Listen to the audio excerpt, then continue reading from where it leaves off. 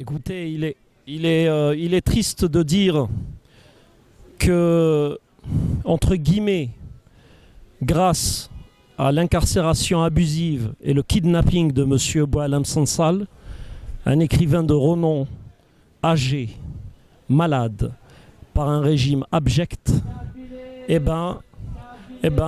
voilà que le monde occidental se réveille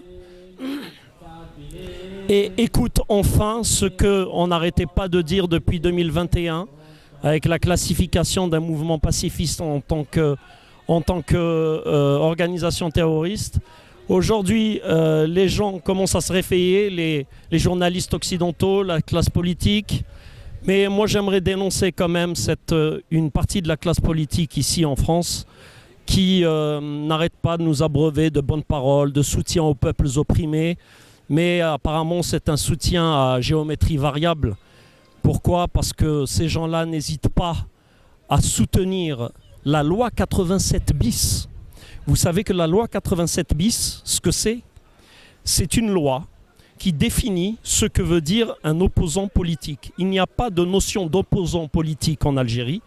C'est juste, dès que vous êtes opposant terroriste, eh ben vous êtes un terroriste. Et donc tous ces gens sont inculpés pour terrorisme et non pas pour avis politique. Et ça, c'est dramatique. Et qu'une gauche, avec l'expérience de l'humanisme que la gauche française a depuis des décennies, des années, entendre des gens, des députés d'extrême gauche, dire que la loi 87 bis et que la justice et que l'État algérien est souverain, ça donne sincèrement, excusez-moi de l'expression, envie de vomir.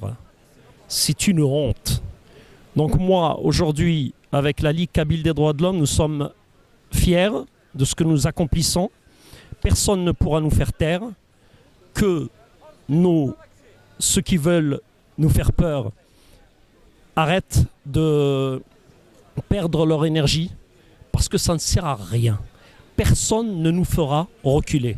Je voulais rendre hommage, pour finir, à un grand militant qui est parti, qui nous a laissé hier, à l'âge de 52 ans. C'est monsieur Ramvan Douman, dit Ilvez, qui est un grand militant, qui nous a quittés. Mais on lui promet que nous n'allons rien lâcher et que nous vaincrons. Merci.